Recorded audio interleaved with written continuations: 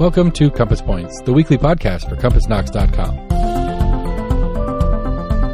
CompassKnox.com is your best source for news and politics in Knoxville and Knox County. If you'd like to learn more about the topics discussed on today's podcast, go to CompassKnox.com and subscribe for in-depth coverage and much more. Welcome to Compass Points, a podcast about Knoxville and Knox County government, politics, business, education, and just about anything else that we think deserves our attention. I'm Scott Barker, the editor of Compass. Compass is a subscription-based website and newsletter where we report on all these topics and more.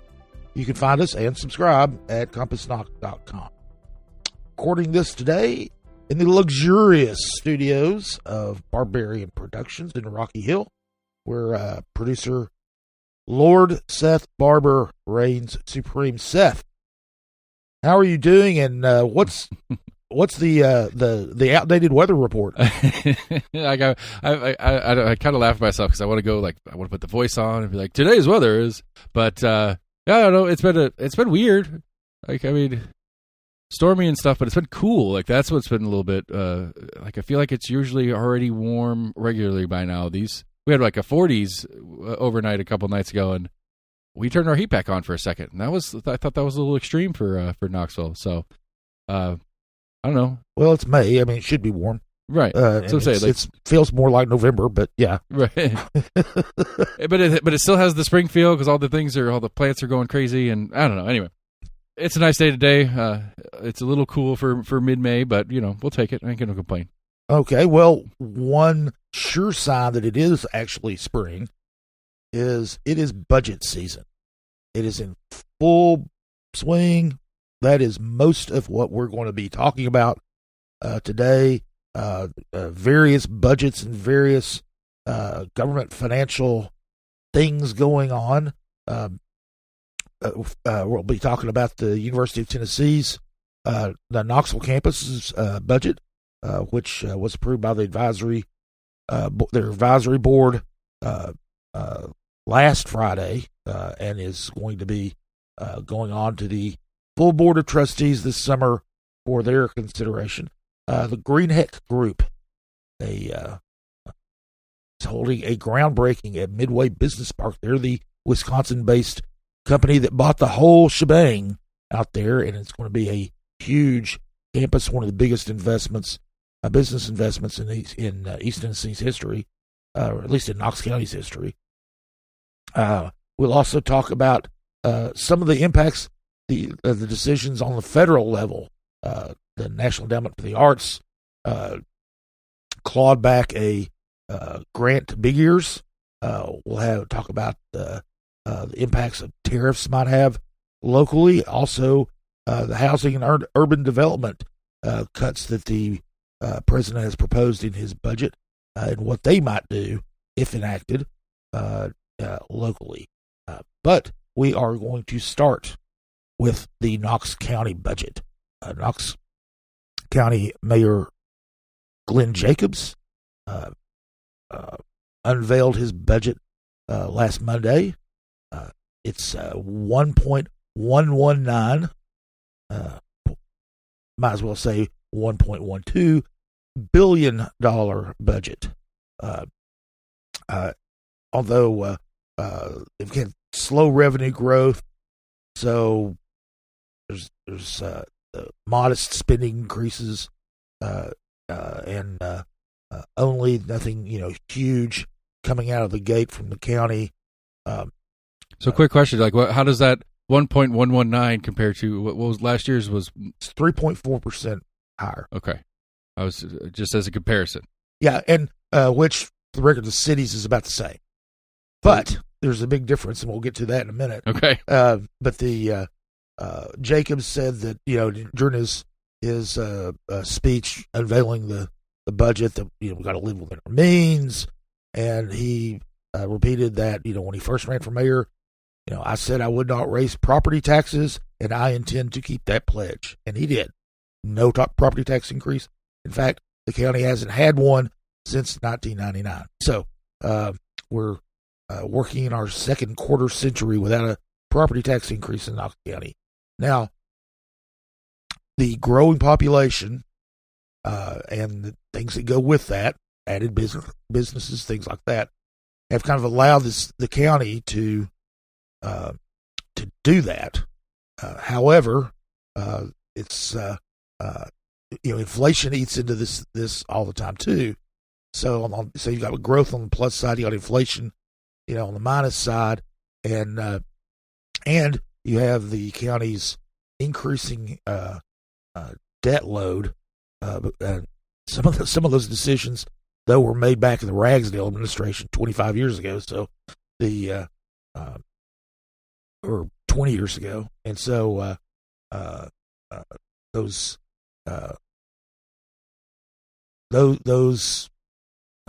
decisions are coming back to haunt Mayor Jacobs anyway. And things are tight. I mean, they're basically employees are getting a step raise at plus 1%, the equivalent of a 2% raise for most employees in the county. But that doesn't even take effect till January 1st, halfway through the fiscal year. So it's not really a 2% raise; it's a 1% raise that they're going to get.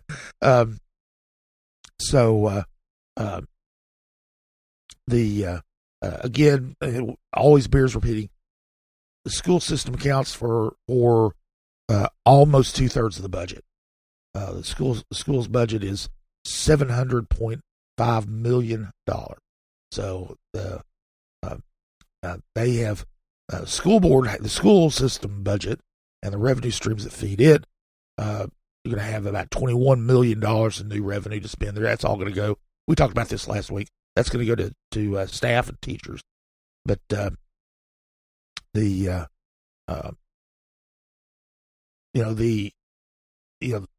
thing is he would Jacobs didn't use the word austere, but it's pretty close to austere. It's not. There are some, there are some things that are new. A couple $100,000 in new spending for the public works departments, engineering public works departments, so they can pave more roads. There are other things that are going in that are good that he talked about, but it didn't have necessarily anything to do with the budget. He talked about how the new forensic center is being built. The Visit Knoxville's bringing in the Bassmaster Classic and the AAU Girls World Basketball Championships. He talked about how great tourism is. Talked about the chamber and what they've been doing. But the bottom line is the budget is very, very thin. So we'll now coming up next week, we'll talk about this later. But that's when the rubber starts meeting the road. Start having public hearings about it.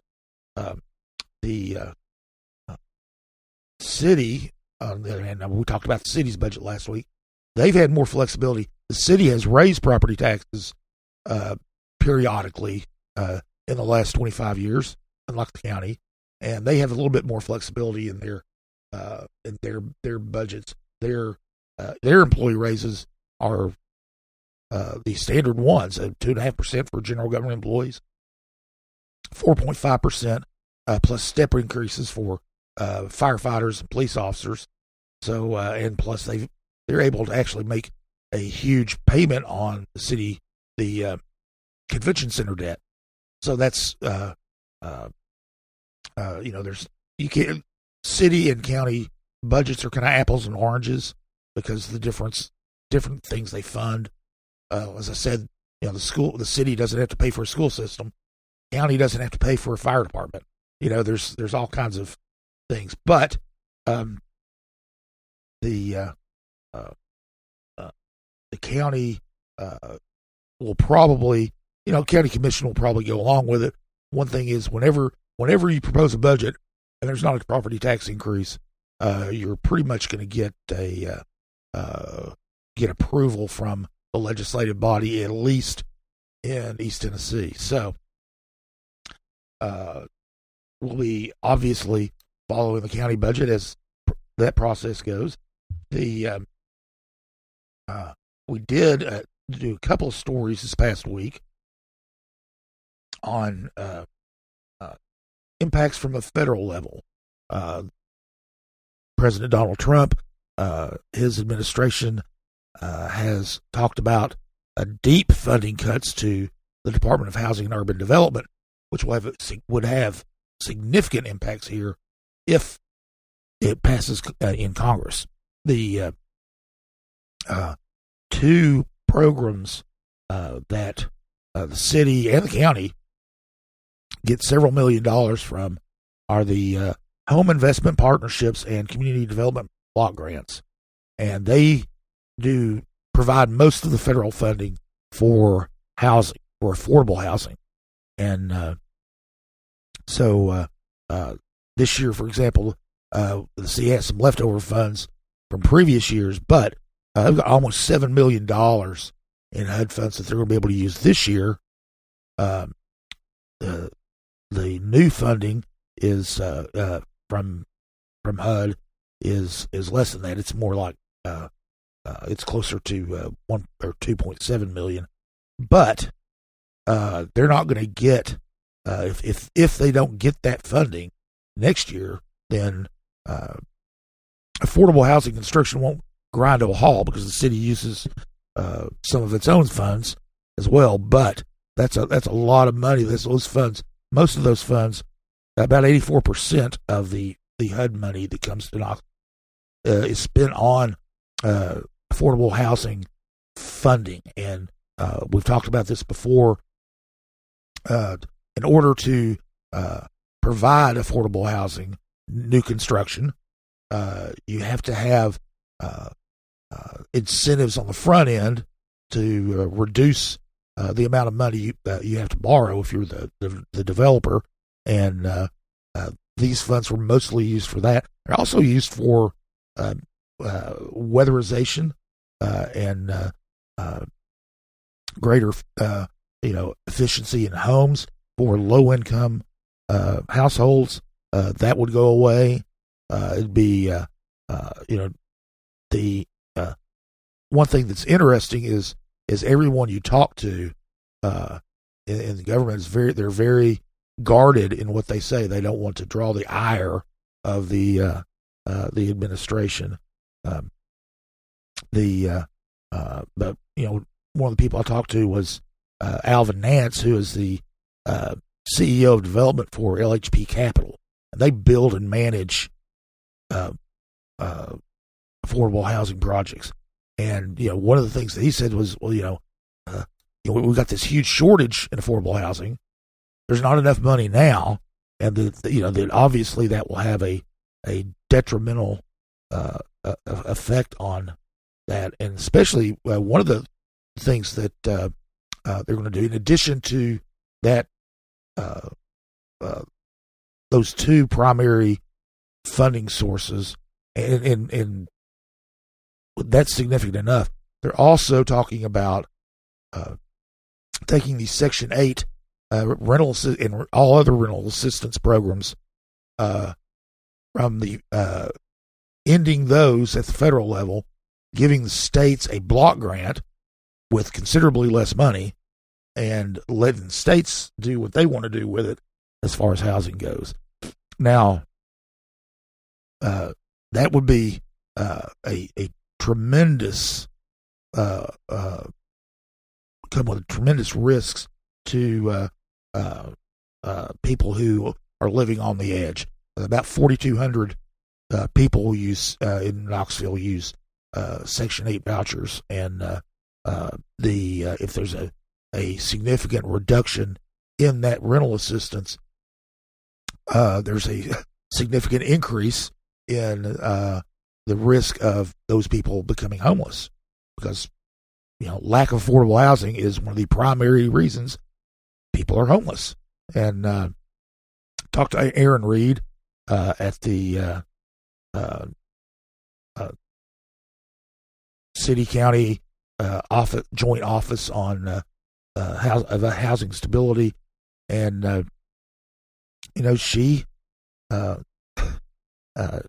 basically said, if there's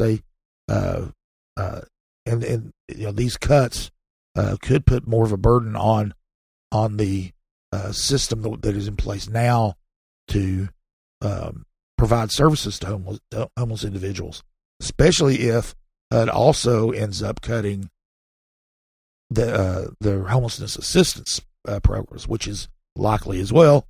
So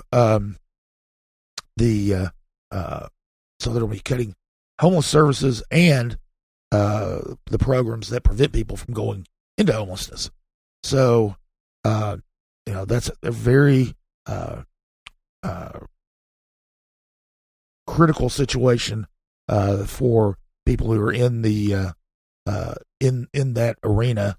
The one hope that they have is that Congress will treat the budget proposals coming out of the administration the way they have in the past, which is they ignore them and do what they want to do. There were suggested cuts in HUD's budget the first Trump administration, and Congress not only did not cut these programs, they increased them. So we'll see. But the second Trump administration is very different from the first one, and so that's going to be something that our local governments can really pay a lot of attention to. That there's always the danger that if those cuts do go through, the city and the county will have to find local dollars to make up that difference, and that would be really, really, really tough. We also had a story by one of our correspondents, Gerald Witt, about tariffs. Of course, they're already here. There's nothing proposed about tariffs. Although we're taping this on Friday. This morning, as reported that President Trump may consider lowering the tariff on Chinese goods from 145% to 80%. Don't know why that is, but Witt, our correspondent, talked to Patricia Bible, who's the CEO of K-Tom Restaurant Supply, about that possible impact on her business, about 14 to 17% of their business, which is about $500 million a year, is what the total business is, and 14 to 17% of that involves international goods, and a lot of it's from China, and so she said, flat out, these continue, goods are going to be, it's just going to be more expensive. This is essentially what tariffs are, is they are a sales tax. It's exactly how it ends up working. And the logistics and transportation companies are going to be hard hit. One of the things that has happened already is the ports of Los Angeles and Long Beach in California, which typically receive a lot of business from China. A lot of the ships that bring goods from China go to L.A. and Long Beach ports, and they're already seeing cuts of 21% was the last one I saw for this past month. They anticipate it'll be up to almost 50% less business. I was watching Nightly News last night with Lester Holt, so this is reporting from NBC News, that the Port of Seattle took 0 ships in on Wednesday of this past week. Now, I don't know what they obviously don't do the volume that L.A. Long Beach do, but it's not a little port in Seattle either. No, to take 0 ships in an entire day is I don't even think that even happened during the pandemic, I guess would be the example. Yeah, and and one thing too, this has a ripple effect, because the fewer containers you have that come into the United States by ship are fewer containers that you will need to ship by train or truck. And so these trucking companies and especially are vulnerable right now. A lot of trucks could end up being idled, and of course the one of the issues that you have there is the president has imposed and then withdrawn tariffs back and forth consistently. The only thing that's consistent is inconsistency, and right. And to bring a little bit of local on that, as I was talking to some guys I know that work for Axle, and they've started seeing that in their bookings and how much they're getting things set and moving, and how many less. I mean, they're still getting requests from customers to get stuff moved, but the ability to get it and get it moved to where it needs to go has been greatly diminished. And they just opened their second building, so this is not good timing for them. Oh no, not at all, not at all. The logistics industry is going to be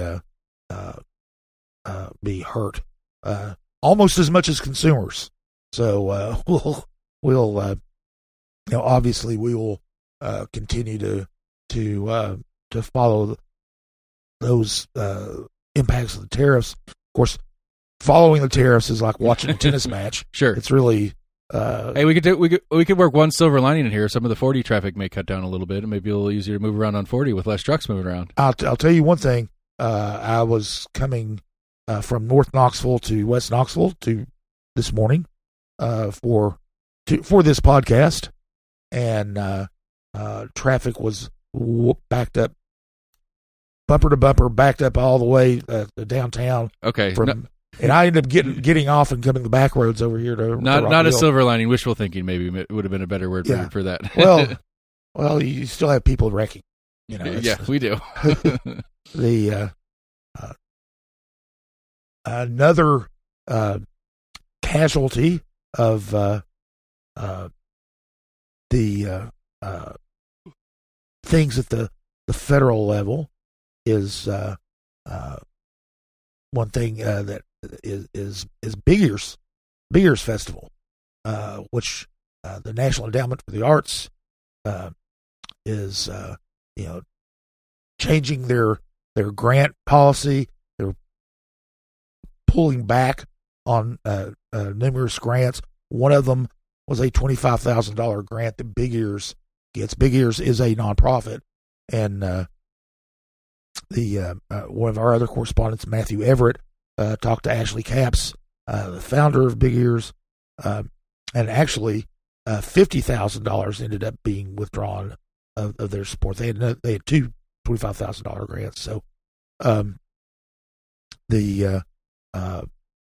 and Big Ears uses those grants to one is they use to match some of the artists who come to perform Big Ears with school children, and make it a kind of an education component of Big Ears. And the big picture of things, $50,000 is not a whole lot in Big Ears' budget. Their budget was $4.6 million. Was what the revenue was just a couple of years ago. They don't have the updated figures yet for this year, but they're not dependent on NEA. Other arts organizations are, and that is a big concern, especially in rural areas, where urban areas you've got a much larger philanthropy pool, and so that could be an issue. One of the interesting things about the NEA cut is that the person who's in charge of the cutting is a former Knoxville resident. Marianne Carter she's listed as a senior advisor of the NEA. She's basically running the show. They don't have a chair of the endowment at the moment. She was the chair in the last couple of years of the first Trump administration. She was although she's a political consultant, and she is she was married to the late Michael Silence, who was a reporter at the News Sentinel. They lived here, and she split time between here and D.C., or here in Florida, where she did a lot of consulting work. She was an advisor to Rick Scott when he was governor down there. But Michael Silence was very close to him. He covered the county government when I covered the city government at the News Sentinel, and he passed away in 2020. Mary Ann doesn't live here anymore, but just kind of interesting that she she didn't have arts administration experience before her stint at NEA the first time around, but she was a real champion of the agency. She said it needed to exist, it needed to stay. Well, the Trump administration is looking to dismantle it. They'll need Congress's approval to do that, but in the meantime, they're just slashing their grant funding, and Carter is the one, basically the one with the axe. So that axe fell on big ears last week. So something and some business news that's a little bit rosier than that is that the Greenheck Group, which is an air conditioning ventilation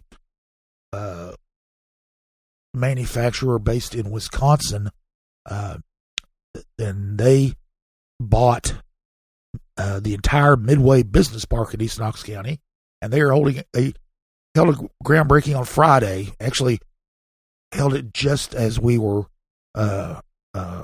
recording this, so I was here instead of there. But it is a $300 million investment, one of the biggest investments in Knox County history. They estimate it's going to provide 440 jobs. Average pay is 73 or 75,300, so it's pretty good. And and this is just in the first phase of operations. First 4 years they're in operations here. They're going to have a campus there that at Midway that takes up the entire business park, and they had the groundbreaking economic community development commissioner for the state, Stuart McWhorter, was supposed to be there. Both mayors were there. It was a big deal, and over the next few years there will be a lot of construction out there in East Knox County. One thing that they did Friday as well. This is not they didn't waste any time trying to get involved in the community. They reached an agreement with the school system that the school system approved on Thursday, and to establish a student-run engineering and manufacturing enterprise at Carter High School. And so they're going to go in, they're going to provide up to $2 million in donations, and so these students in Carter in their technology classes can work, get real life experience in manufacturing. And they have said after the groundbreaking at Midway Business Park, they went over to all the officials went over to Carter High School to launch that. So that was a big business party. But that's a good business news for Knoxville and Knox County, because that's those are a large number of good paying jobs that are going to and quite frankly, it's East Knox County is a rural part of the county, the most rural part of the county, and they're getting some of the best jobs in the county out there. And the last order of business for the week was the UT's budget. The Board of Advisors for the University of Tennessee Knoxville met a week ago Friday, and they approved the budget for school. It's $2.37 billion for the next academic year. No tuition increase. That's what you cover government budgets, and they ought to say no tax increase. Cover school budgets or university budgets, and they like to say no tuition increase. Now fees are going to be going up for most students, but that's nothing like the tuition increases. So again, though, universities are wary, as anybody who's been following the news knows, that the administration has been going after research funding for schools. They're even going after, the president's even talking about revoking the tax exempt status of Harvard University.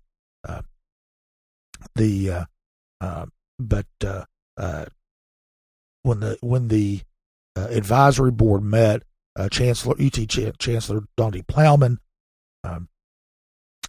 told them that they're staying on top of the situation. Most of their grants come from Departments of Defense and Energy and the National Science Foundation. National Science Foundation's getting in.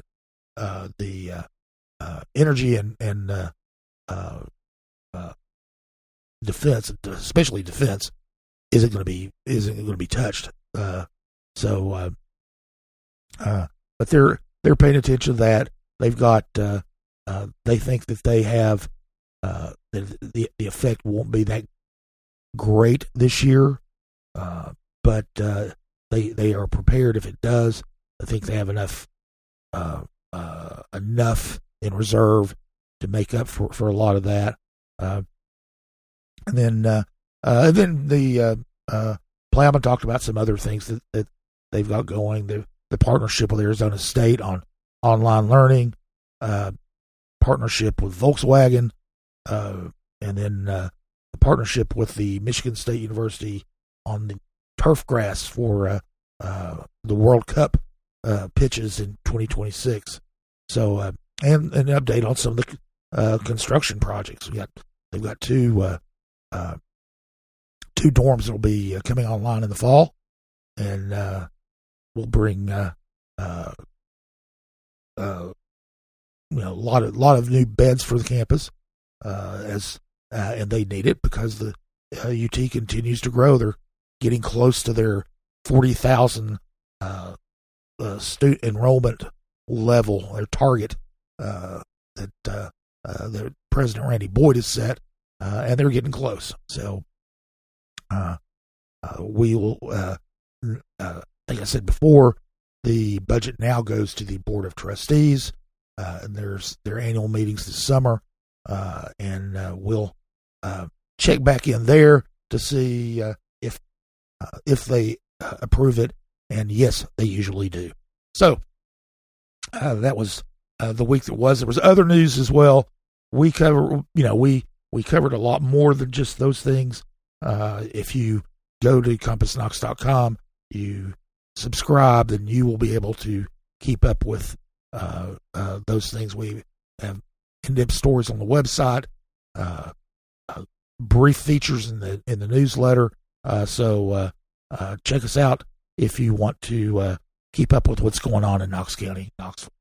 And that was last week. This week, more budget stuff. Yes. This is the time of year that journalists' heads spin with the dollar amounts going around and around and around in their head. On Monday, the Knox County Commission is going to be holding a public hearing on the Knox County budget that I just talked about earlier that Mayor Jacobs has proposed. That budget hearing will be at 3 p.m. on Monday in the main assembly room of the City County building. After that, at 5 p.m., the commissioners are going to take up zoning matters, which they do every month. on the city side, they are going to have a public meeting on violence interruption contract. It's kind of come up. It'll be at the Logan Temple AME Zion Church at 6 p.m. Councilwoman Gwen McKenzie will be there. The LaKenya Middlebrook from the city of Knoxville will be there as well. And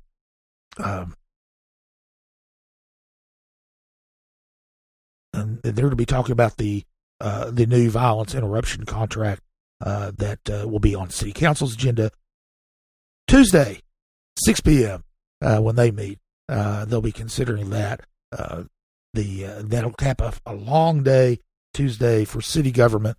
The City Council is going to earn that big money they make Tuesday. They have a legislative hearing on the city budget beginning at 8:30 a.m. It'll last all day. Then at 4 p.m. there will be a public hearing on the budget where the members of the public can come and discuss it. And then again, 6 o'clock is when council meets. There's going to be so much going on Monday and Tuesday that we will feel like taking off the rest of the week, but we won't. There'll be plenty of other stuff to cover, and we will. And we'll be back here next week to talk about those things and what happens there and anything else that pops up. So, wanted to once again thank Lord Seth for your work. Appreciate you. Will Wright provided our music, and we will be back here next week for another installment of Compass Points. CompassKnox.com is your best source for news and politics in Knoxville and Knox County. If you'd like to learn more about the topics discussed on today's podcast, go to CompassKnox.com and subscribe for in-depth coverage and much more.